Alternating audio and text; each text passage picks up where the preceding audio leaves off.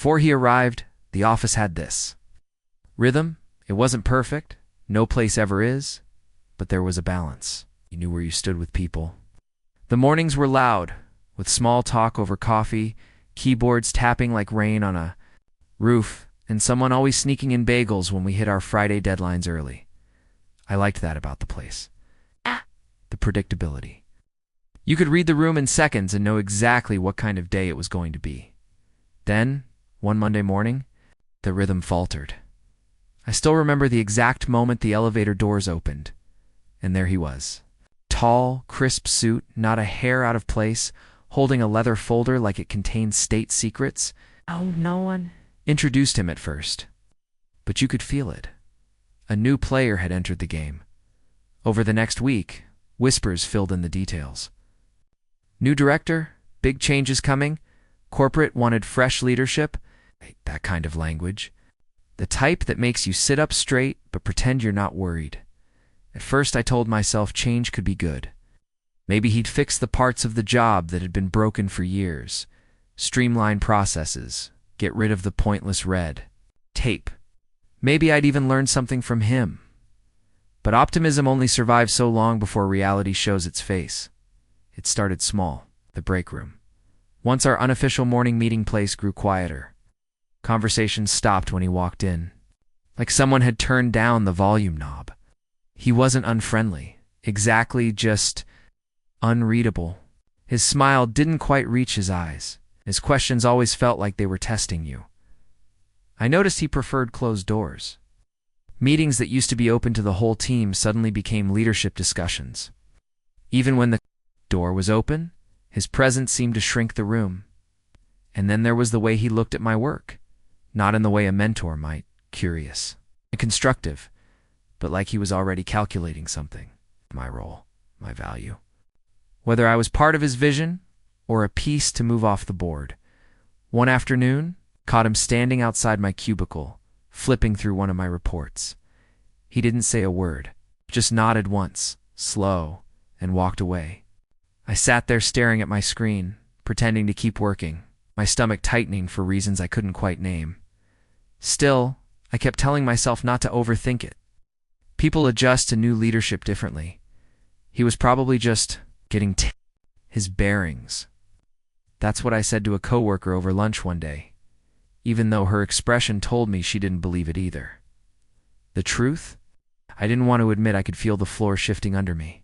Because if I admitted it, I'd have to face the possibility that I was standing in the wrong place when it finally gave way. Fridays were usually my favorite, even when the week had been rough. There was always this shared exhale in the office. A little more laughter, a little less urgency. You could smell the weekend in the air.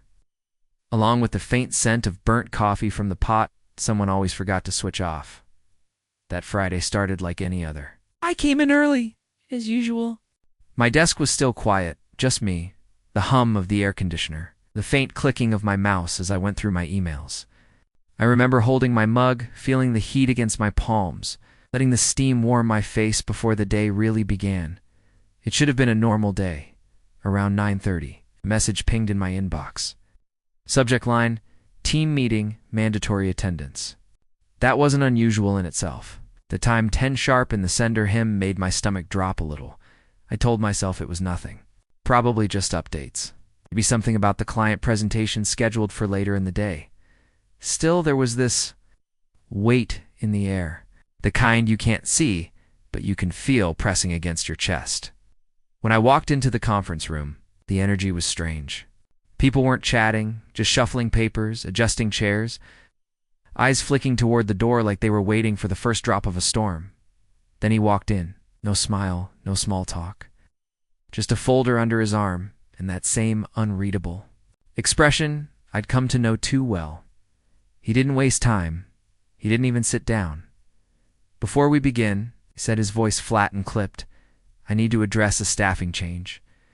And then, just like that, he said my name.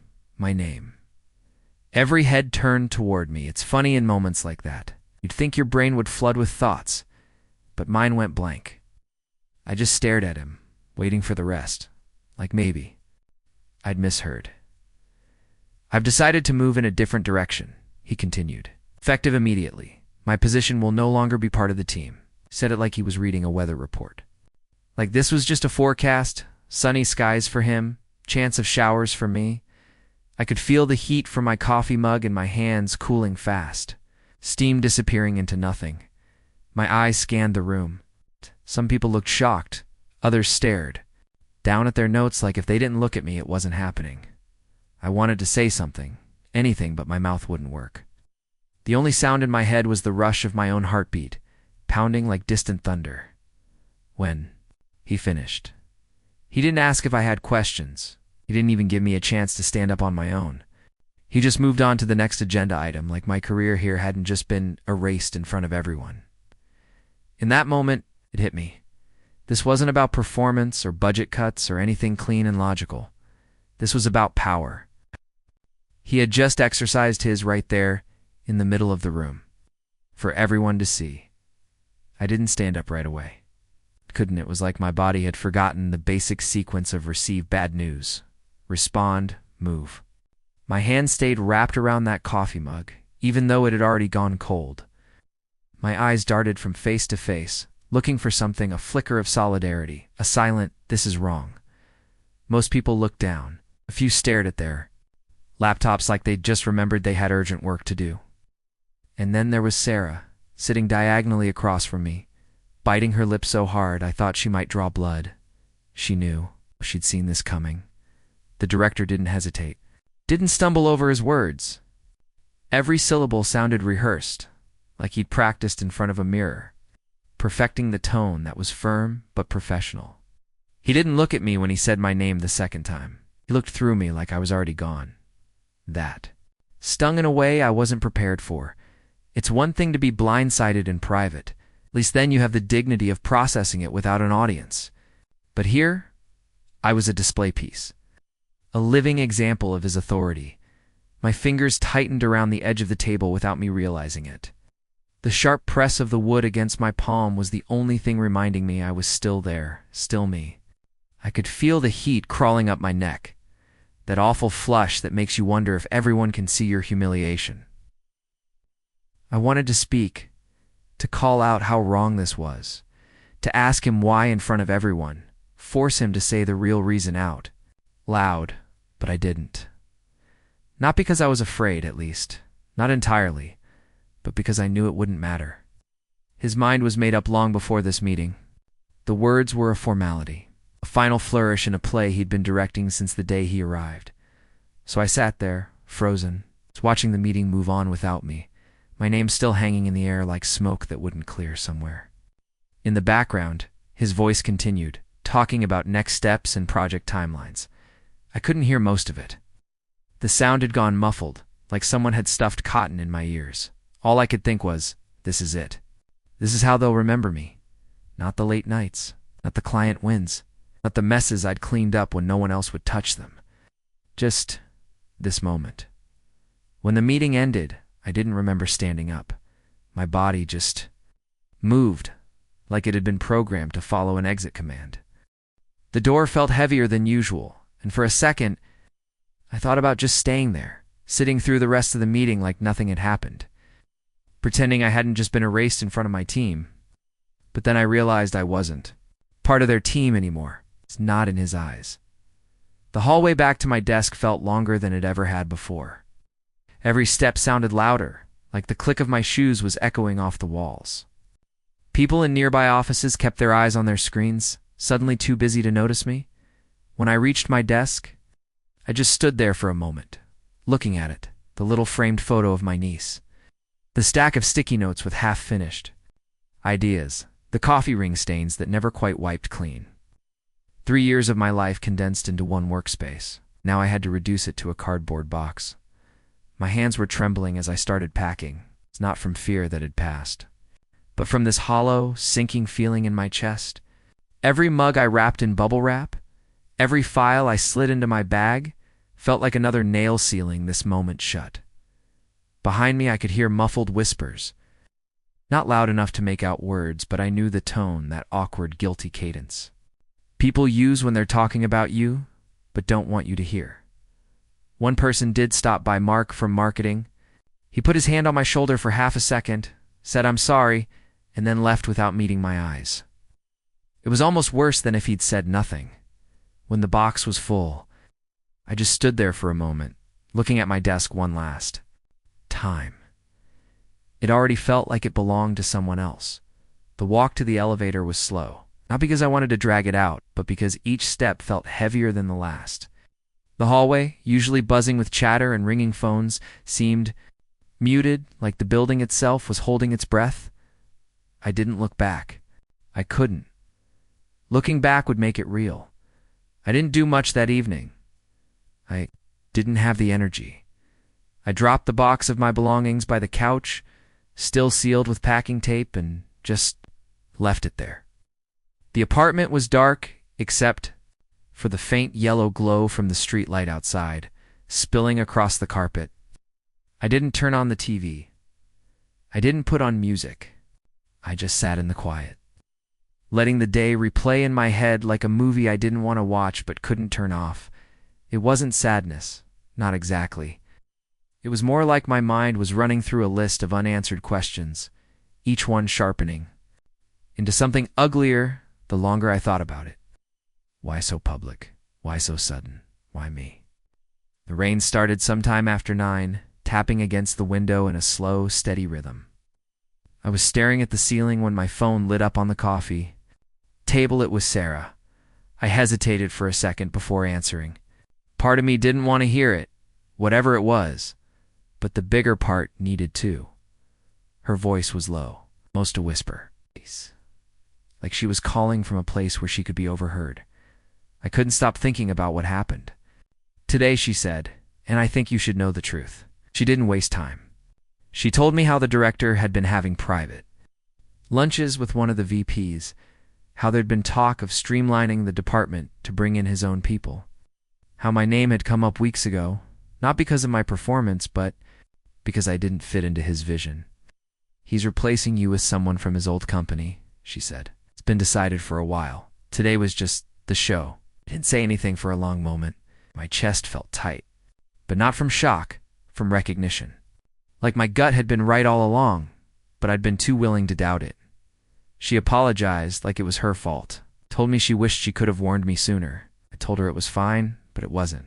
Not really. When the call ended, sat there staring at the rain running down the glass. Each drop caught the light from the street, streaking downward until it disappeared. That was the part that hurt the most, not losing the job, but realizing it had never been about the job at all. It was about politics, about ego, about someone playing chess with people's lives just to prove they could. And in that moment, bitterness tasted a lot like clarity. After Sarah's call, I couldn't sleep. I lay there staring at the ceiling, the darkness around me feeling heavier than it should. My mind kept pulling me backward, not just to that morning, to every interaction I'd had with him since he arrived. At first, the memories came like faint whispers, barely formed. But the longer I thought, the sharper they became. There was that first week when I noticed he held leadership updates without inviting me. I told myself it was a new director thing, a way for him to get to know the other department heads before bringing in everyone. Then there was the client meeting I'd been preparing for all month. 2 days before, he suddenly reassigned it to someone else, saying I'd done enough heavy lifting and could take a break. At the time, I thought it was a compliment. Ow. I could see it for what it was, edging me out. Even the small jabs made sense now, like the time he glanced at one of my reports and said, "Interesting, but I'll have to see if this aligns with my style." His tone had been light, almost joking, but looking back, it was the sound of someone deciding where you fit or if you did it all. The worst part was realizing how I'd brushed it all off. I'd excused it, rationalized it, told myself change was uncomfortable, that discomfort didn't mean danger. But sitting there in the dark, the pieces slid into place with an awful kind of clarity. He hadn't been figuring things out. He'd been planning. And every smile, every nod, every seemingly harmless decision was just another step toward this morning. The quiet fury hit me slowly, like a pot left on a low flame. I wasn't shouting or pacing or throwing things that would have been too easy. Instead, it settled deep, a steady thrum in my chest that made me see every detail in sharper focus. I thought about his face in the conference room, calm, rehearsed, unshaken. And then I thought about mine, blindsided. Exposed, the imbalance made me sick. The irony wasn't lost on me. The thing that was supposed to define the week. Maybe even the quarter was still happening. It was still my work. Friday's client presentation had been in motion for months. Every slide, every data point, every last graphic had my fingerprints on it. I'd spent late nights fine-tuning it, making sure it flowed like a story instead of a spreadsheet dump. And now, they were about to walk into that meeting without me. I wasn't sure if they even realized the hole I'd left them in until my phone started buzzing. First, a text from Mark. "Hey, do you remember where you saved the final mock-ups?" And then Sarah. "They can't find the revised cost breakdown. Do you have it?" Then another and another, each one a little more frantic than the last. I sat there at my kitchen table, laptop open, watching the unread messages stack up in the corner of my screen. The little red notification bubble was almost satisfying to look at. A quiet reminder that for all his talk about moving in a different direction, the direction was still being paved with my work. I didn't reply right away. I let the clock tick. 10 minutes. 15. The meeting was scheduled for 2 p.m. At 1:28, my phone rang. It was the director. I didn't answer. Instead, I clicked open the project folder. Every file was there, organized, labeled, ready. Could have sent them in 30 seconds. But the thing is, I wanted him to sweat. Just a little dot at 1:37, I sent Sarah the files directly. No group email, no CC to him, just her. No explanation, just the attachments and a short line. Good luck in there. I pictured the moment she opened them, the relief flooding through the room, and then the inevitable question, "Where did you get these?" And her answer, the one that would make him grind his teeth from my name. It wasn't revenge, not exactly. But it was control. For the first time since that conference room ambush, I had some. There's an art to subtlety. If you go too far, it looks petty. Not far enough, and no one notices. But if you hit the sweet spot, that's where the message lands. Clean, undeniable. And without a single word spoken out loud, that was the space I wanted to live in. I opened the project folder again and studied it like I was seeing it for the first time. Every slide had my fingerprints all over it. My formatting style, my phrasing, my little obsessive touches that no one else in the department ever bothered with. It would take a trained eye to recognize them, but I knew the client had one. The question wasn't if my work would be recognized. It was how to make sure the recognition didn't stop at the team level, that it skipped right over him. So, I got creative. The version of the presentation I sent wasn't sloppy. I wouldn't sabotage the people who'd actually worked alongside me. But I did include a few little things. A particular chart style the client had complimented me on before. A phrase in the executive summary I knew they'd associate with me, because I'd coined it in a meeting months back. And then, just before hitting send, I added one final touch, the metadata on the file. I left it exactly as it was, created by my name. No one ever checks metadata unless they have to. But trust me, when questions about authorship come up, it's the first place people look. When I sent it off, I kept the email short. One line. Here's the clean version we discussed. Not they discussed. I hit send, sat back, and watched the little paper airplane icon disappear into the ether. Then I caught a glimpse of myself in the darkened laptop screen, not smiling. Exactly. But with the faintest curve in my mouth. It wasn't about revenge in the cinematic, slam the door, flip the table kind of way. It was quieter than that, more deliberate. A reminder that no matter what title he put on his office door, some things, the right things, couldn't be claimed by him. The news came to me the next morning. It's not in a dramatic phone call, but through the dull vibration of my phone on. The cafe table, a string of messages from the same coworker who'd called me the night after I was fired. Client loved it. Couldn't stop talking about how your touch was all over the deck. Director's face was interesting. Let the screen dim before reading them again. It wasn't about savoring the words, I wasn't in the mood for gloating, but more about letting the image form. Him standing in front of the client, knowing exactly what they were seeing, knowing they recognized it wasn't his work, no matter how neatly he tried to present it as such. There's a particular kind of silence that follows a moment like that. Not the awkward pause in a meeting, not the hush before someone speaks, but the quiet that settles when truth has already been acknowledged. Nothing more needs to be said. I imagined that silence clinging to him after the call ended. The cafe, I stirred my coffee slowly, the steam curling upward in lazy spirals. Around me, no one knew what had happened, and that was exactly how I liked it. This victory didn't need witnesses. It was enough that I knew, enough that he knew. I picked up my phone again, typed a simple reply. Glad it went well. Then, I set it face down and took another sip, letting the bitterness of the coffee linger. It's just a moment longer than usual, when the company finally allowed me back in to collect the last of my things. The office felt smaller. Not physically, the walls were the same, the desks in their familiar rows, but smaller in the way a place can seem once it's lost its hold on you. I moved quietly, methodically, a framed photo, a mug with a faint coffee stain at the bottom.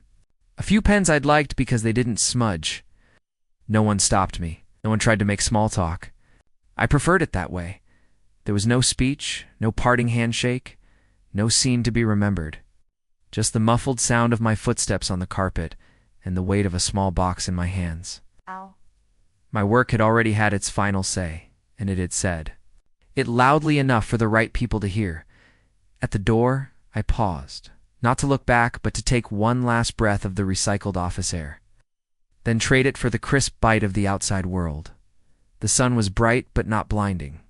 Cars hummed past, the kind of everyday noise that felt suddenly richer, like the soundtrack to a freedom I hadn't realized I'd been craving. I stepped off the curb, steady, unhurried. Whatever they thought they'd taken from me, I knew the truth. I was leaving with my dignity intact, and they were keeping the mess they'd made.